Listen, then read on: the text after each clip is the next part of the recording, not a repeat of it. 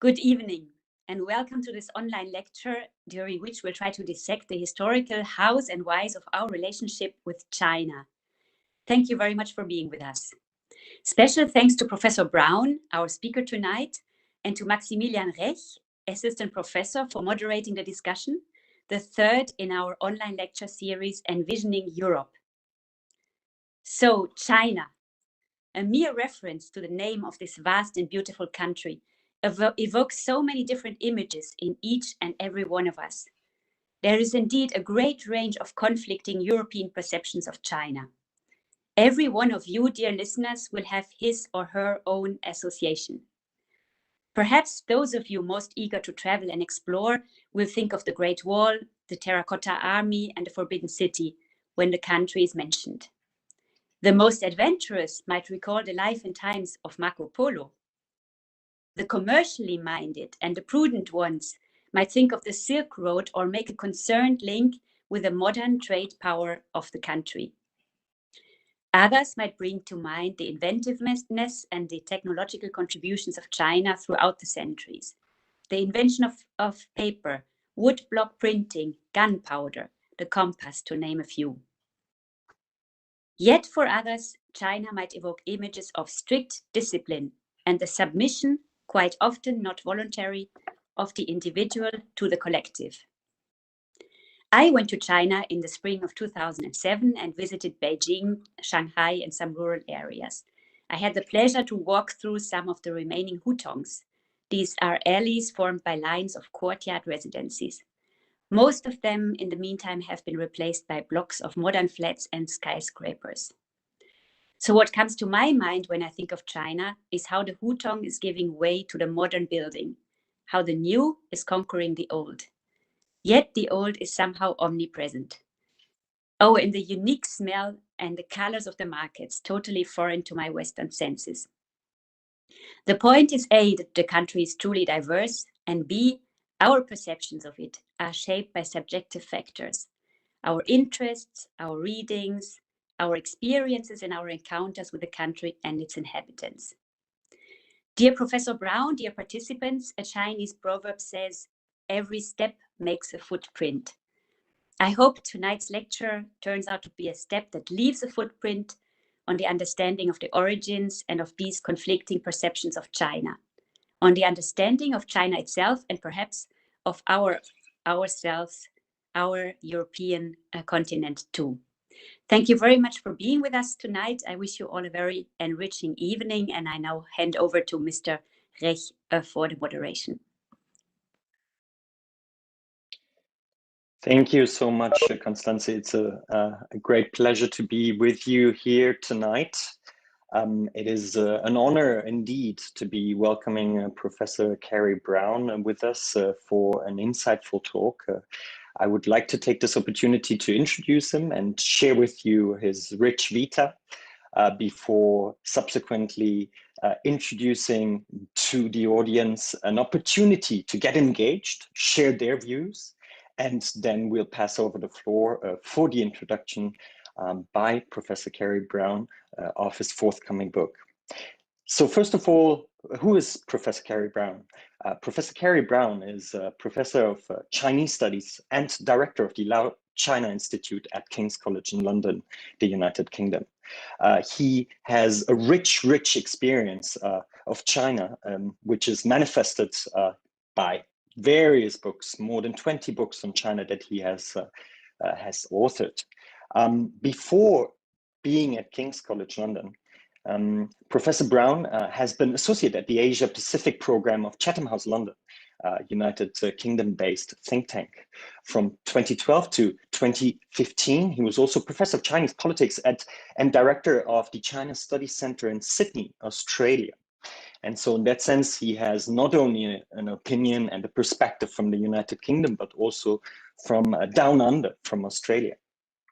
But prior to that, actually, he was working at Chatham House more permanently from 2006 to 2012 as senior fellow and head of the Asia program, where he did a lot of research on China and East Asia and China in its region.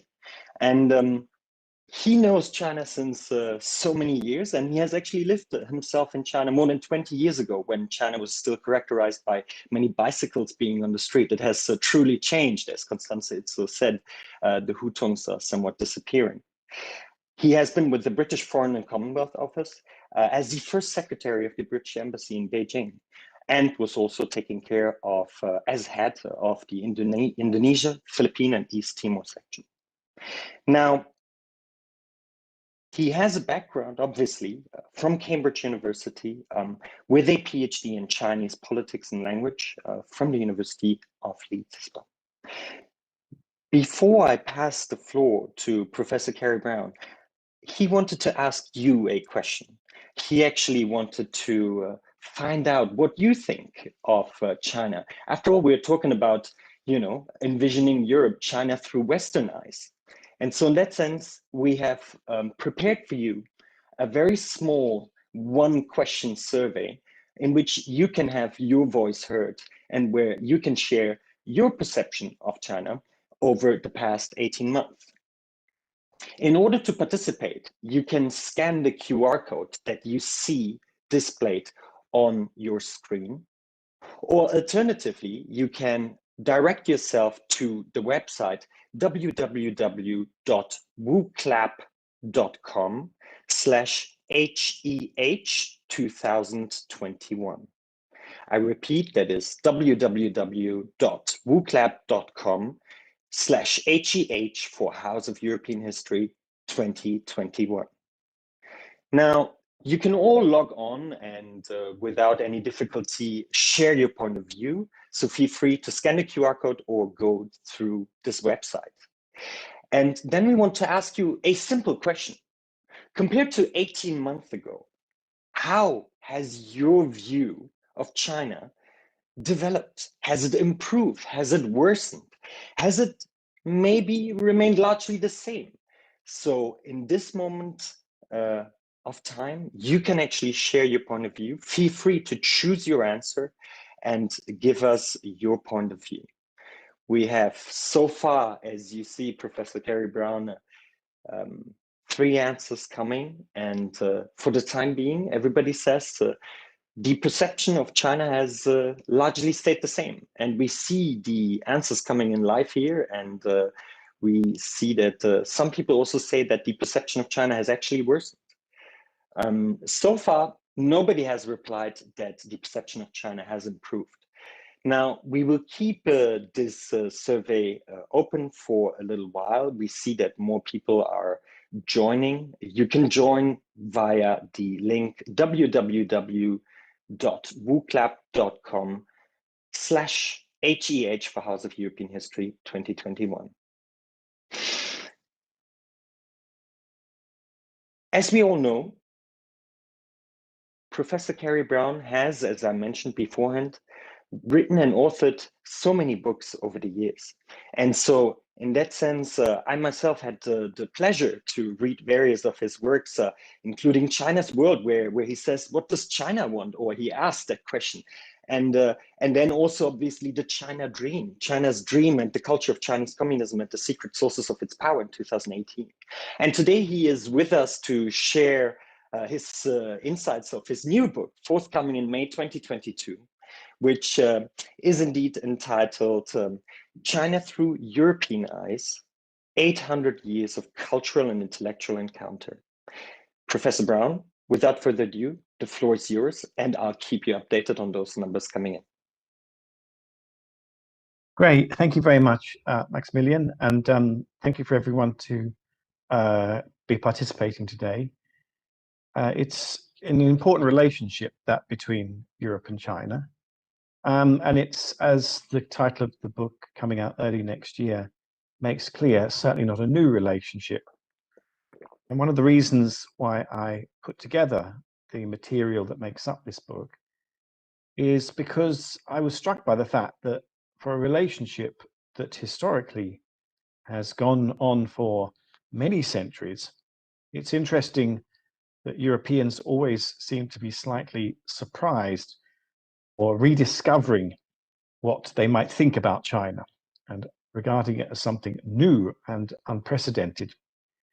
In the last few years, we've seen Europeans constantly baffled or confused by what to make of this new rising power, China, when in fact I think it would be probably more accurate to say that their bafflement and confusion has gone on for many hundreds of years. And indeed, the relationship is one that is built upon a long history and a complex history, and one that has never really properly been written. There's many excellent studies of different aspects of that history, but no complete overview.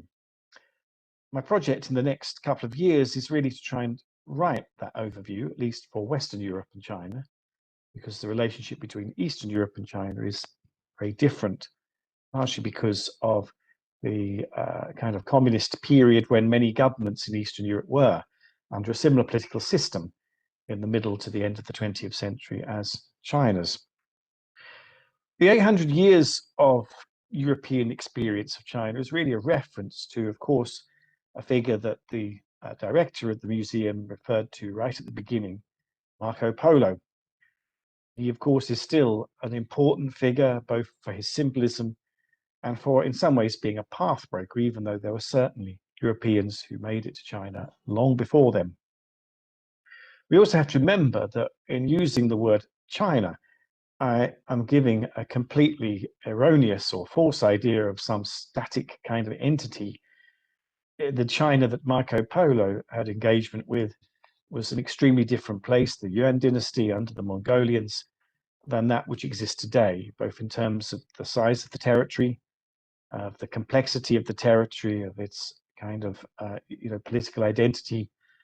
I mean, it's almost a completely and absolutely different kind of thing. The Mongolian Empire at its peak, around about the time that Marco Polo made his epic journey to the palace of the Kublai Khan, the Great Khan as he called him, was a truly vast empire, probably the largest land empire the world has ever known. And that, of course, is not the case for the People's Republic of China today. There are, I think, since that time, some key phases which I will refer to a bit later. I think 4 key phases. But I think underlying them is a structure of engagement which makes from this complicated story something which is perhaps a little more negotiable and manageable. I think that there are 4 broad comments about what this history of engagement shows us on the side of the Europeans. So I'm talking about European perceptions of China. I'm not talking about Chinese perceptions of Europe or what China might be in itself. I'm purely talking about the Europeans.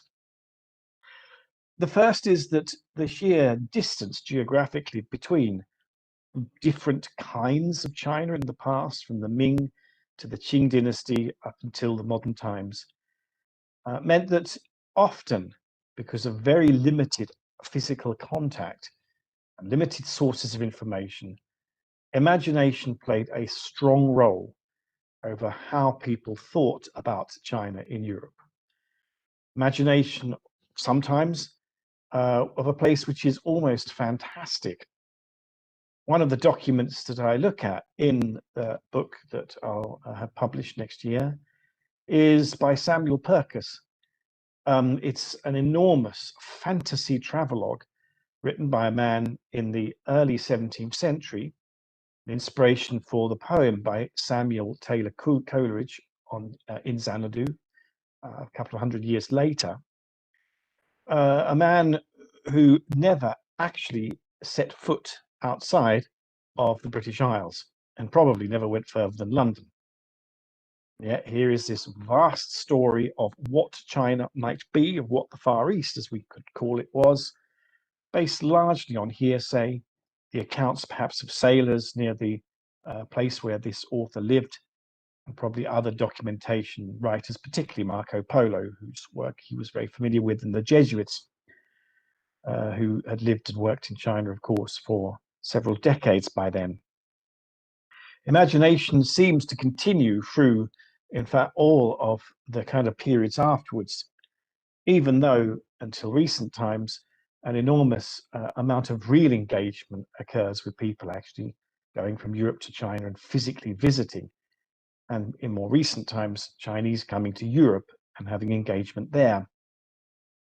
Even in more recent times, in the Cultural Revolution, from 1966 to 1976, I show in the book through a selection from works by, for instance, Roland Barthes, the French philosopher, and Julia Kristeva, the ways in which their imagination about the politics of China made them look and engage with an entity which probably didn't really exist. It was partly because the tours they took of China were so highly controlled at the time, but also because it was often a point of what they were looking for rather than what they actually saw. I guess all of us are guilty to some extent of that.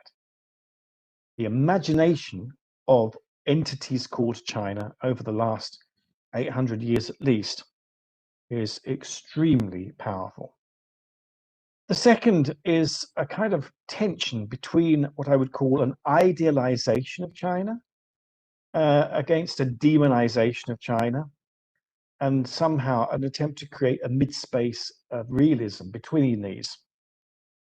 I'll come back to this a bit later in the Enlightenment, but I think we can see this kind of ambiguity, which is the third associated issue that I'll talk about in terms of the structure of the relationship, as being ever present.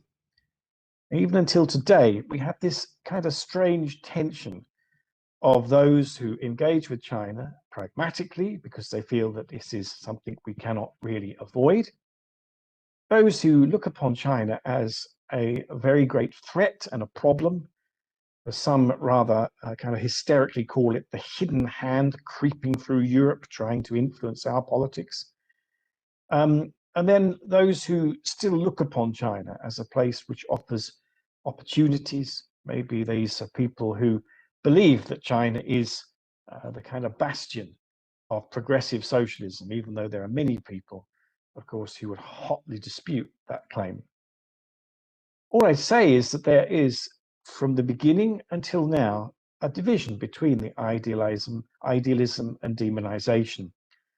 And to try and kind of be practically objective and realistic about China is an easy thing to say, but in this kind of context of Europe's strong feelings, either pro or anti-China, and what they think China is, that's not easy.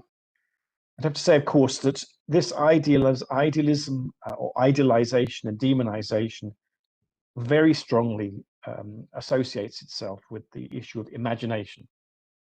Because if you have a particular imagination which is negative about China, or one that is very exotic and positive, well, that is going to probably dictate whether you idolize or demonize. Ambiguity I've already referred to, and I think it has always been there. The structure of European perceptions towards China, I think, is really set in stone and has been very hard to shift. And that, I think, is kind of demonstrated even when you look at very contemporary European documents from the Commission, the European Union, even from nation states across Europe, where they try and, on the one hand, balance an unease or a condemnation of a China which, at the moment at least, is politically alien and different to Europe. But on the other hand, a sense that this is a fifth of humanity, a great and ancient civilization, an important culture, and something which is really worthy of respect. So we get this tension and ambiguity about China, I think, all the time, and that has deep historic roots.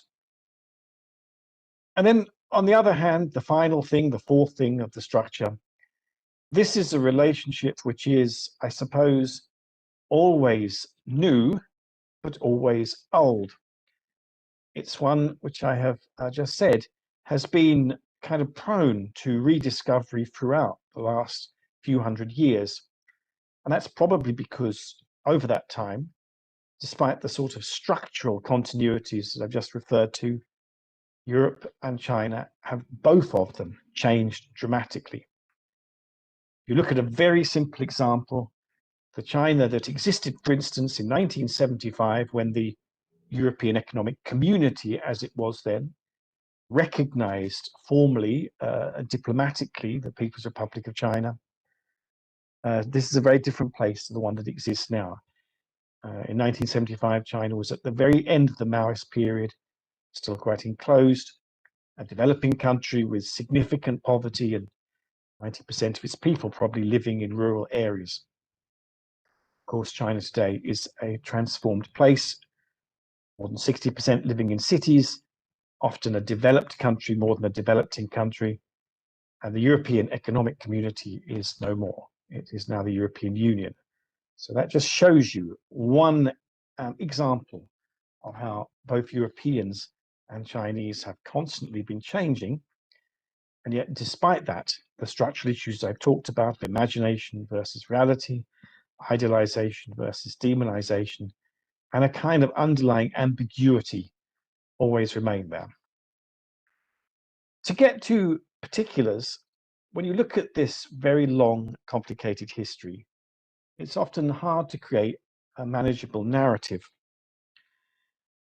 In the book, there are documents from, I think, broadly 4 main eras, beyond the very initial era under Marco Polo, which I think is probably a foundation era or a pre-kind of relationship era in a way. I think it's probably best to leave that as a sort of exceptional case.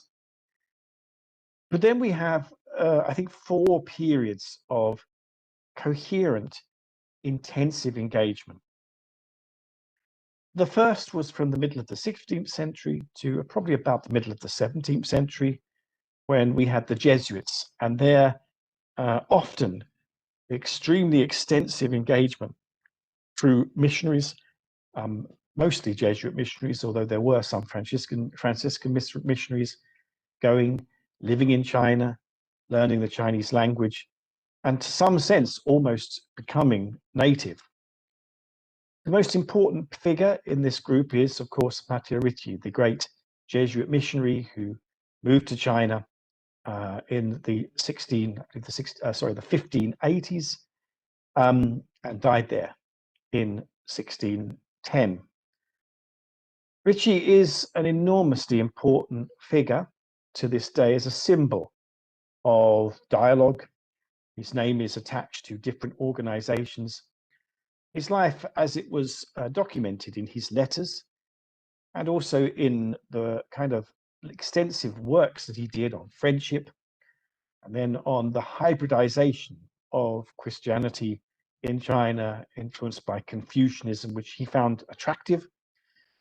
All of these showed a kind of very complex and extremely sort of sometimes quite compromising relationship. As a Christian, Matteo Ricci was accused by many of compromising too much with Chinese culture, learning the language so well, dressing up in Confucian scholar robes after an initial period where he dressed in Buddhist kind of monk robes.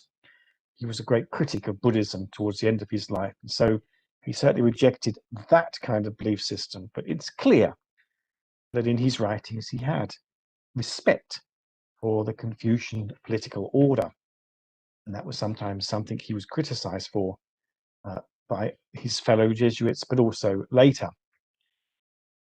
This period of Jesuits did one practical work, which I think is extremely important.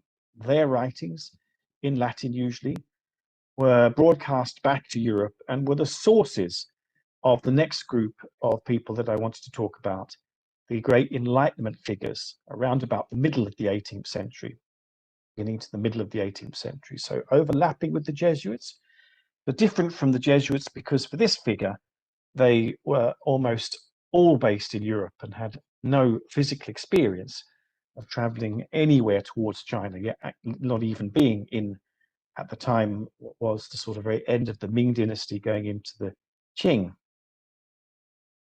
For this group, I have selected 3, I think, really important figures. In fact, these people were active really into the 18th century too, so really a kind of quite extensive period of a century and a bit. The most important figures which I've taken material for in this book, although there were others, are enormously significant in their own right as European intellectuals.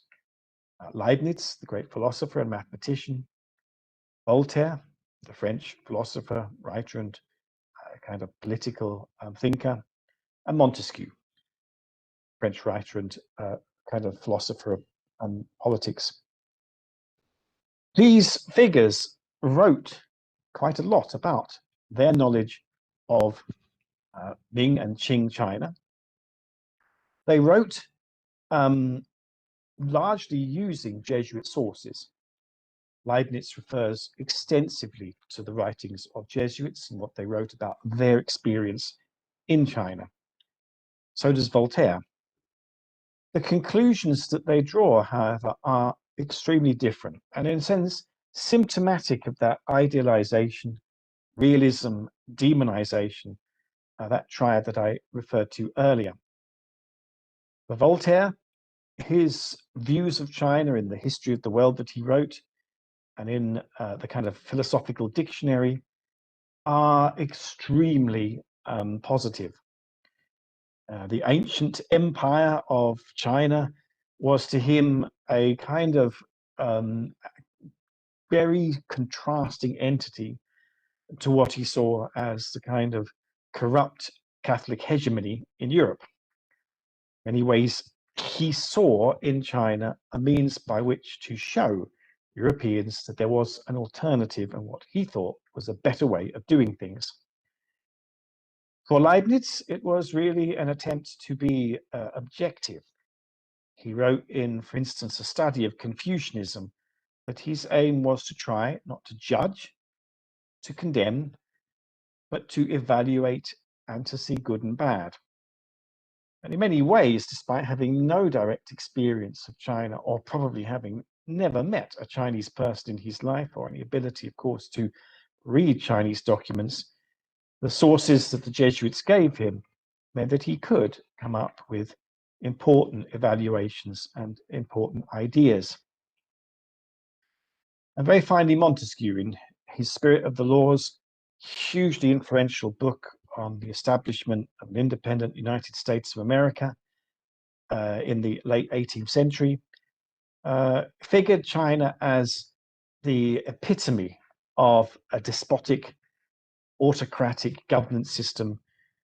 It was part of a kind of taxonomy that he portrayed in his book of kind of governance systems in which power in this system was uniquely, solely concentrated on that of the emperor. And of course, Oriental despotism became a well-associated term with governance systems in East Asia, but particularly in the Chinese Qing Empire. The third group, I suppose, after the Enlightenment group, were a little later when there was physical contact more through trade. And in the book, I look in particular at the embassies of Lord Macartney of Britain in 1793, although there were many Dutch embassies and other European countries, the Portuguese, that did have trade links with China, some of which went back quite a long time. But really from this period, as we see Europe industrialize and become economically much stronger, the period of the Great Divergence, as some have called it, where Europe really started to technologically and economically get far ahead of China.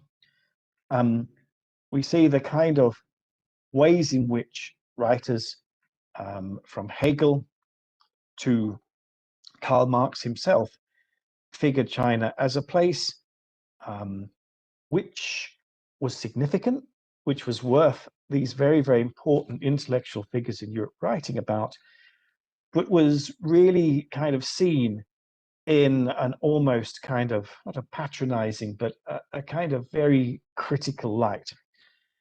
In Hegel's philosophy of history, where the whole kind of emphasis of that history is on the realization of the self and the kind of maturation of the world spirit, India and China are represented as places in which this was thwarted or undeveloped through it only being possible for true self-realization to come through imperial and emperor, the kind of the leadership figures.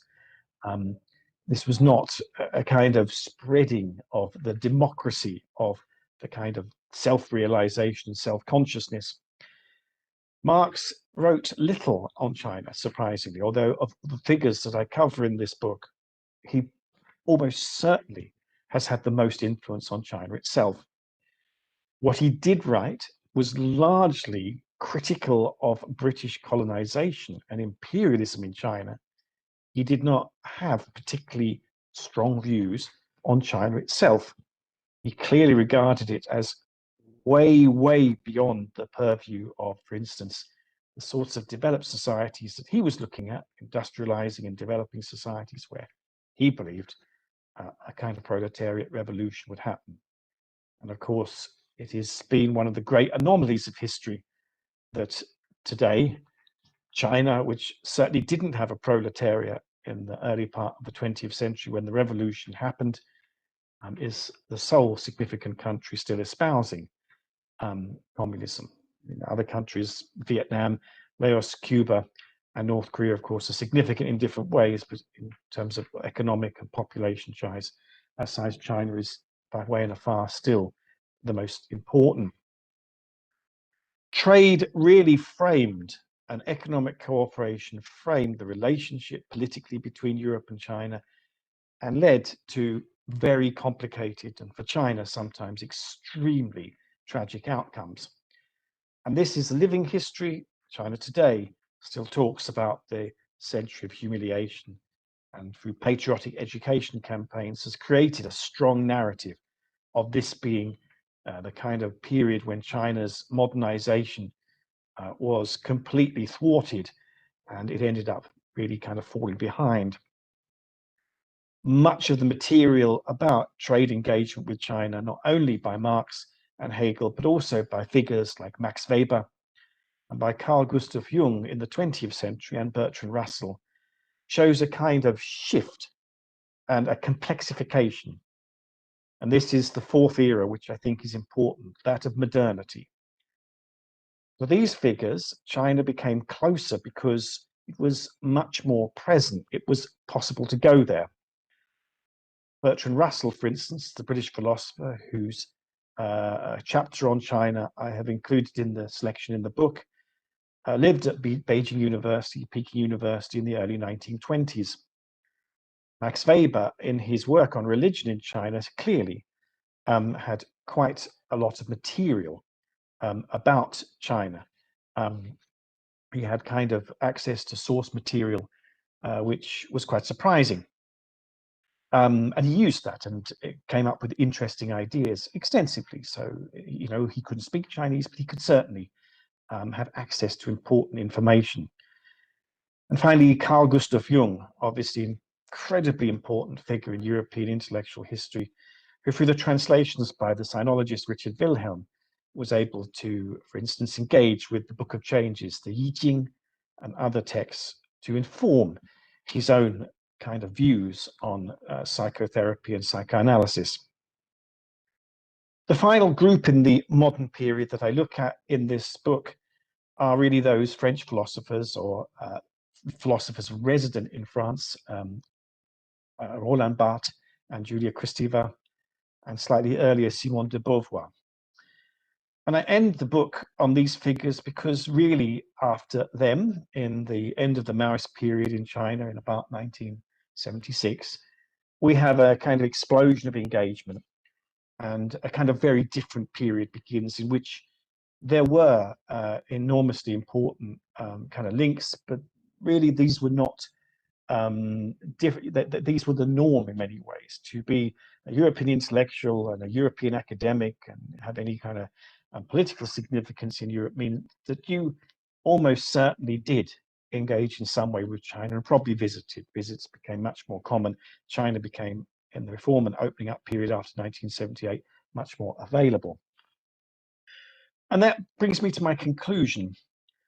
One of the great historic changes that we observe today is that for the last 800 years, the period that my book covers, there is one other constant, which is that until very recently, overwhelmingly, if there was movement towards each other, it was Europeans, either as missionaries or as tradespeople and economic actors, and then more recently as kind of disseminators of ideas who went to China or whatever China's existed.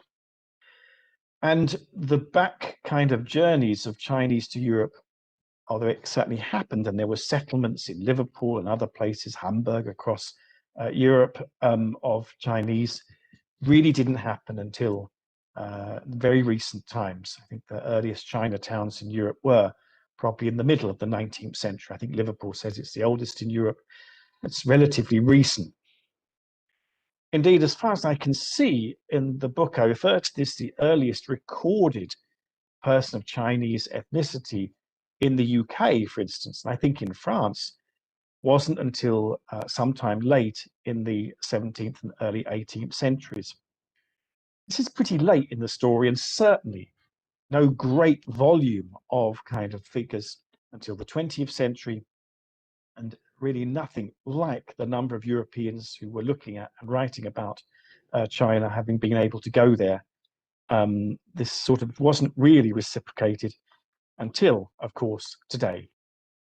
What we see is an extraordinary transformation in which Chinese students in particular, and the huge numbers that have come to Europe and to the UK particularly, are sort of creating a whole new dynamic in the relationship, and meaning that China is now present in Europe in a way that Europe was once probably much more present in China. This is an extremely important change, and I think it's something that we all have to observe. And I think it means that this book, and my conclusion is an attempt for us to not get overwhelmed by the history of that relationship, of European perceptions of China, but to help it a bit navigate the very complex issues that we face now with a China which in many ways is extremely unfamiliar because of its size and power and its now confident expansiveness in the world, but is not an unfamiliar partner, or not an unfamiliar kind of objective, not an unfamiliar kind of entity. We know a lot about this partner. There is a lot of history, and I hope that this book helps a little bit in making that history a bit more manageable and a little bit more kind of helpful in our current, often very vexing and complicated relationship with this enormously important country and culture. Thank you very much.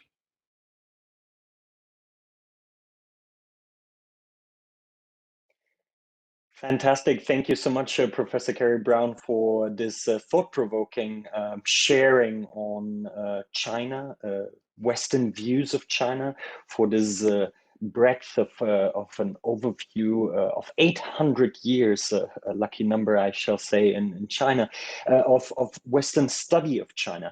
My very first question relates to what you said in the beginning. You said there's an idealization or a demonization, but the real world obviously lies somewhat in between.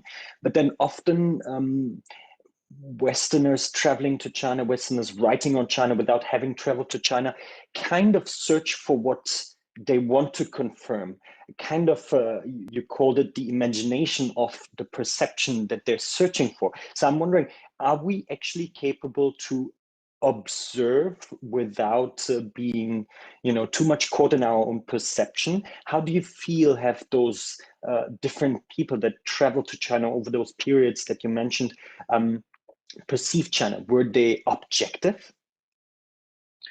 Well, so objectivity, as you know, as a good academic, is well, a contested term. And of course, the greatest philosopher of the Enlightenment, of course, Immanuel Kant, really kind of created this idea that objectivity could be wholly constructed, and we're haunted by that to this day. I think probably the survey today will show in some ways that perceptions do change, and so they track something. And why I'm interested in the transmitters, people like the Jesuits or tradespeople, other intellectual figures, is the evidence came from them. Leibniz, Voltaire and Montesquieu were going from some kind of evidence. These were not people who just created evidence. They read things and responded to them and evaluated them. And you could say that part of the issue was the very uneven quality of that evidence. You look at Jesuit sources, and of course they are framed, despite having direct evidence of the reality of Ming and then Qing China, by a missionary kind of a sort of mission, you know, a missionary objective, which is obviously they wanted to change China. And I suppose in the sort of 20th and 21st century, we're kind of very aware that a lot of European attitudes towards China have been to sort of change what they were seeing, to change the place, to make it Christian, to make it an economic partner, like, you know, that worked for us, and in recent years, of course, to make it politically more like us. And I wonder again whether one of the big sort of changes now is the period of acceptance that this is not going to happen. Whatever China is, it's going to be different as a trading partner, as a political entity. Maybe we can kind of reflect on this history and see that if there's anything objective now, it is that there are parts of China's culture and, you know, sort of social and political reality which aren't like us, you know, and that's not kind of slipping into Orientalism and othering China. It's just an acceptance that this is obviously from a very different political and intellectual route. But I mean, to just sort of conclude, you know, objectivity is a noble aim. At the moment, I think there are very varying views of China, and we need to obviously kind of try and have a consensus, at least on one thing, which is China a kind of, is it a problem because it's trying to change us and make us like China, you know, like the China model, the China threat, you know, this is kind of scary, right? Or is it a problem because it's self-interested, it just takes what it needs, and it's not a very altruistic sort of partner, but it's not a kind of proselytizer. And I think a lot of the criticisms of China that you get in media and by politicians are kind of conflicted between, you know, is this a threat where it's going to come and make us all devout believers in Xi Jinping's thought, which I find kind of unlikely, or is it because it's such a new, important economy, it will influence us even if it doesn't want to. And that's a problem because of maybe different experience, different expectations, that more sort of scrappy, benign view of its sort of challenge to us. Thank you, Professor Brown. So we're getting a couple of comments, we're getting a couple of questions from the audience, and I'd like to actually pick up on what you said last. You know, this kind of like the intention of our interaction. Is it to, you know, to be altruistic, or is it a self-interested interaction? We have traded with China, and now China's trading with us. But do we do it on a level playing field, or do we actually do it, you know, not based on such a level playing field? Grace in the comments, she mentioned that Matteo Ricci was actually bringing geometry to China, and so I'm wondering in how far we can learn from each other. What could be concepts that we can exchange? Where can we learn from each other? How can cooperation actually be positive? And I don't want to use the Chinese term win-win situation, but kind of like an equally nurturing experience. And related to that, I have a question from Jacopo Pasquero, because you said that there's so much knowledge on China that is actually out there, 800 years of studying China. And so what he is asking is, how do we make this very valuable information accessible to European citizens and also decision makers, so as to contribute to EU-China relations based on a rational understanding of each other? Maybe you can comment on that. Thank you. Well, the inspiration for writing or compiling this book, so I mean, it's a collection of 16 writers, from Marco Polo to Leibniz, Montesquieu, Hegel, Max Weber, Bertrand Russell, and so on, with a lot of kind of editorial and a forward and everything to contextualize things and explain things. Is because I was writing a history of modern China and I was referring to these texts, and I didn't find them in one place. You know, they're not, you can find them, you just, you know, kind of find them online, or you find them in collections of these people's collected writings, but I don't think they'd ever been put together comparatively before in one place. So this is really a source book, and what I'm now trying to do is to go from this source book to, right, a narrative in one place, in one book, of that whole history of European perceptions of China. To write a history of European relations with China would be extremely complicated, because you'd have to take into account China's responses, and you'd have to really write almost like a parallel history of Europe and China over 800 years. So this is obviously a lifetime work. My, kind of shortcut is to write about European perceptions of China through very key figures. And all the figures that I've collected in this source book, I think, are significant figures in their own right in Europe, and therefore influential over an important issue like relations with China, although there were many other people who were writing and engaging with this issue over this period. I think if a narrative like that's provided in one place, in one book, then that should help, because it means that there's a sense of orientation. I mean, we did not end up as Europeans today in this place we are out of nowhere.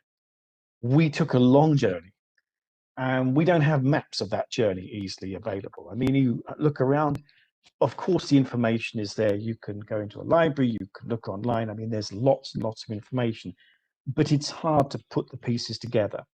So I think my kind of responsibility as someone who's thought about this relationship over 25 years is to kind of try and do that in a way that others can then build on, or if they want to, or use. And finally, I think it's a kind of admission from myself that I have been talking about the European relationship with China, and the European Union relationship with China, and the UK relationship with China for 25 years. And I kind of, a lot of the time, have not really known what the hell I was talking about, because the history was never very clear.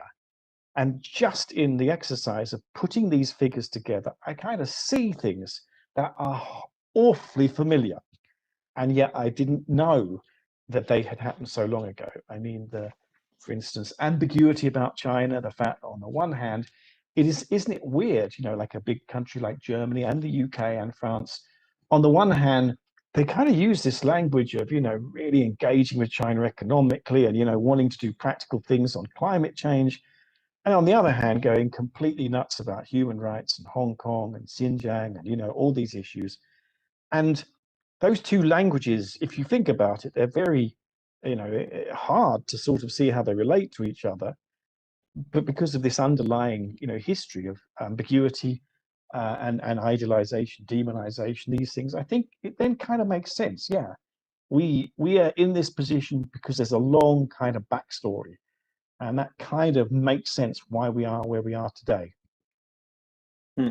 Thank you so much. I mean, I just to let you know about the numbers, right? So 53% actually have remained largely unchanged. Roughly 40% said that their perception of China has actually deteriorated over the past 18 months, and only 6% have actually said that it has improved over the past 18 months. So maybe you can draw something from that. Very interesting, I thought.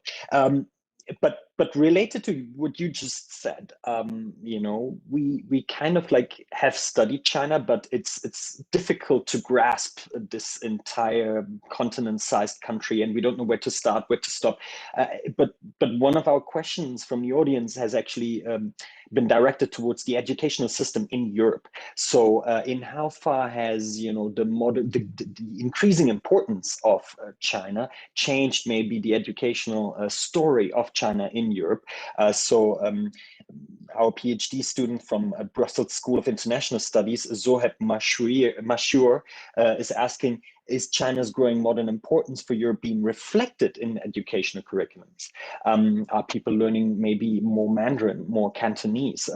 Are they interested in Chinese culture and concepts such as Confucianism, the holistic understanding of society, etc.? And particular at the school level, he's asking, so about language and history, really. Well, I mean, it varies across Europe. I can only really talk about the UK as an example, though I believe it's the same probably in other, major countries like France and Germany. I mean, I know that there are Confucian institutes all across Europe, from the Baltic states down to, Greece and, Croatia and places like this. So clearly there are people who are wanting to learn Chinese, though how they are and, you know, what sort of numbers, I don't know. I would say formally that the proposition that Chinese learn more about Europe and European history and European ideas in their education than Europeans learn about China, Chinese history, Chinese language, and Chinese ideas in their education. I mean, I think that that situation hasn't changed. Broadly speaking, if you took the most basic knowledge, you know, Chinese in schools or who have been through the education system in China would know more about Europe than Europe would know about Chinese. In the UK, as a case study, for sure, there are people who study Chinese. There are universities like my own, King's College, Oxford, Cambridge, Edinburgh, who teach Chinese language, Chinese history. They have about 300 graduates per year across the UK in Chinese studies. That hasn't really significantly changed for a number of years. Others would look at China as part of their degree course at schools. There are schools that do specialize in China, but it's not a big number. It is still regarded as a difficult subject. Numbers of Chinese learning English, for instance. Of course, that's not just about Europe, that's about America, but I mean, there are hundreds of millions, probably 200 million. And I think, you know, there is an asymmetry here that the knowledge about China in Europe still seems to me to be held by quite a small number of people. Whereas in China, I think most people would have some knowledge about Europe and some awareness of the political system in Europe. How do you change that? Well, that can't be changed by just taking Chinese assistance and money to set up Confucius Institutes. I'm not saying that that's a bad thing or a particularly good thing. I mean, it's good for people to learn Chinese language. That's really, really important.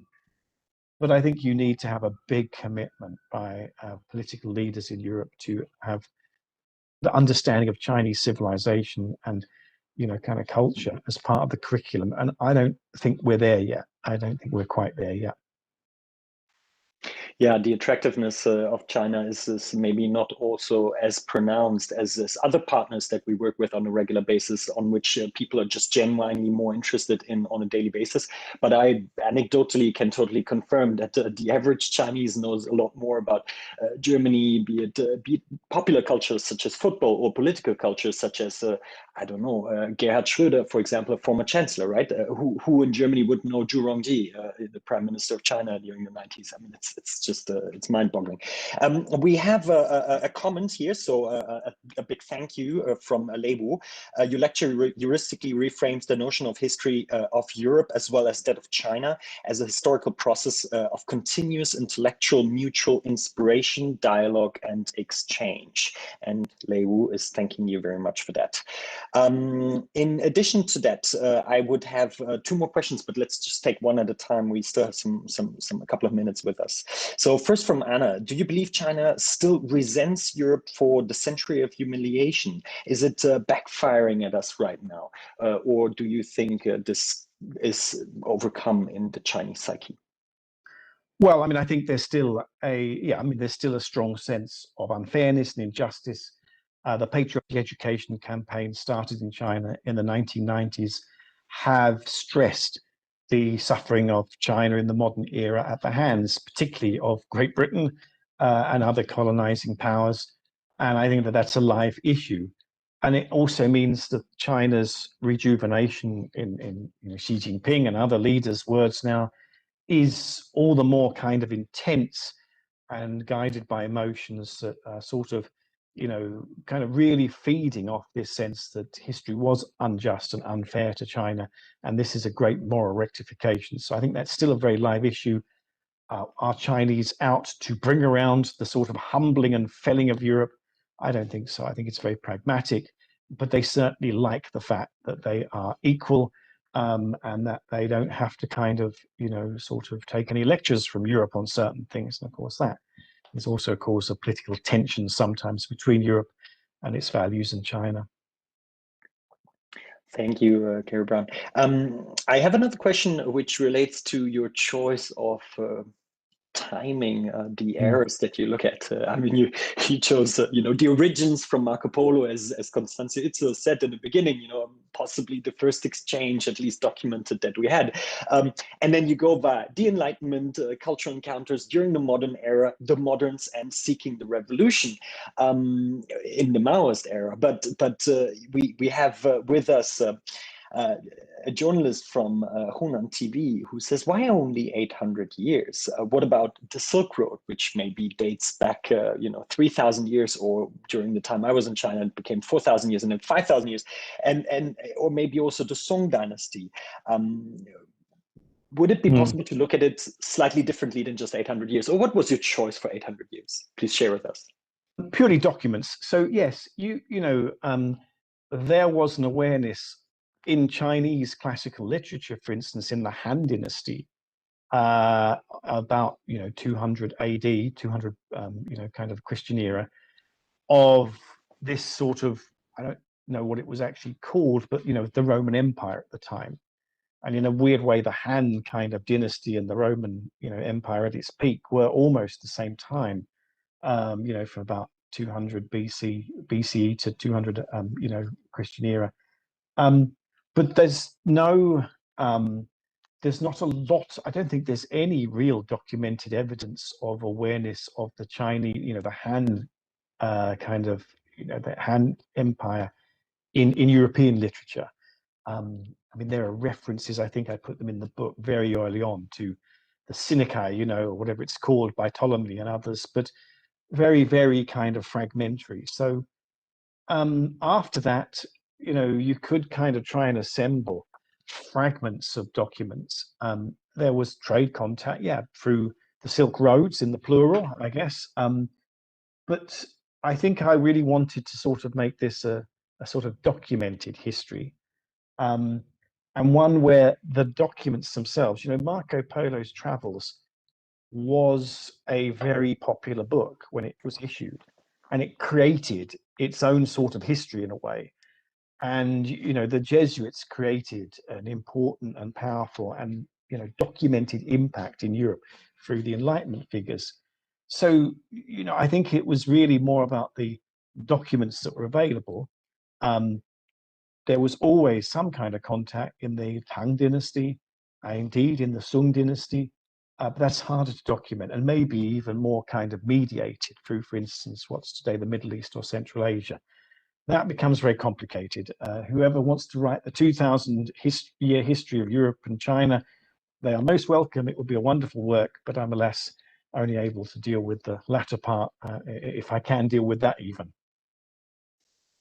Thank you.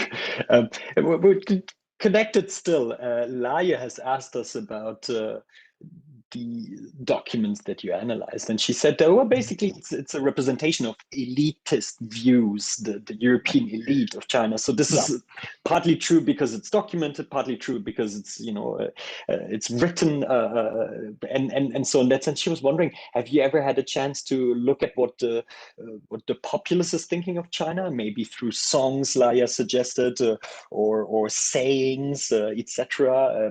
And yes, Laia has studied humanities at the Universitat Pompeu Fabra in Barcelona. So this is where she is interested. Yeah, so the history that I want to write in the next couple of years, part of it will be about the representation of China in popular culture, as far as I can find evidence. In Western Europe, again, I mean, I can deal with, material in French, German, and up to in English. It would be difficult to do more than those languages. So that's the assumption that these would be the ones that would be a focus. And in those English, German, French-speaking cultures, you do get a kind of Orientalism, chinoiserie in Britain, which did impact on the middle class. Whether there's material which is more from the street, well, I mean, there probably is. There's a sort of, the stories of the remote Far East, and I think it would be really, really fascinating. I'd certainly like to gather that material. It's part of this overall narrative. In the 20th century, the British Film Institute, for instance, has put together some pretty sobering representations of China in, for instance, early films, And if you look at their website, I mean, they're pretty, I say they're sobering because they are really about a kind of China-phobia, some of them, and representation of people dressed up to look like they're Chinese. I'm not saying they are Chinese, definitely, but dressed up to look like they're Chinese is, I think we'd say today, pretty awful, pretty racist. However, there are also more kind of creative and benign and more positive, representations of China. And that's probably associated with the movement of people here into Chinatowns and things like that. So it's a complex history. It's probably not a history you could really write properly until later in the kind of period I cover. But I think it's completely valid. These are elite voices, from limitations, from the fact that these are the documents most easily available, but it's something that goes into many other places. So I think that's a very good point, and one I will definitely bear in mind. Okay, perfect. We do have many more questions. We have questions on AUKUS and the relationship between the UK and China. We have questions on which sources you consult and which sources you would recommend us to consult. I myself have also seen more and more perception surveys going on, in particular Eastern European perceptions of China within the framework of the 16 plus 1, 17 plus 1, now 16 plus 1 again. So very interesting what is going on there in the framework of CHERN, for example, China European Research Network.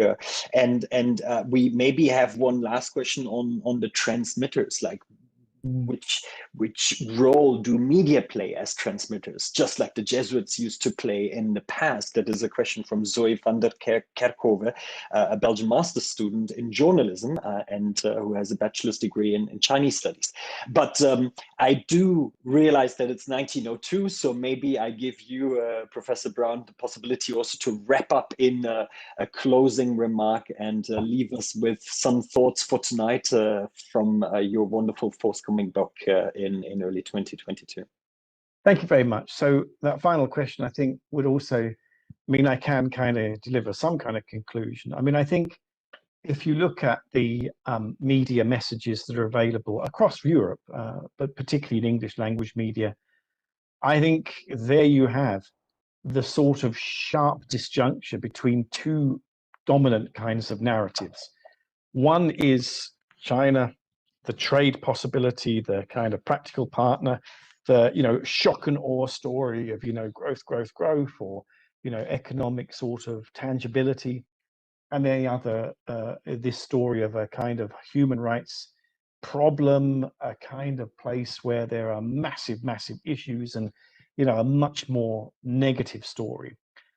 In my time dealing with China, I think in 30 years, that story has always, those two stories have always been there.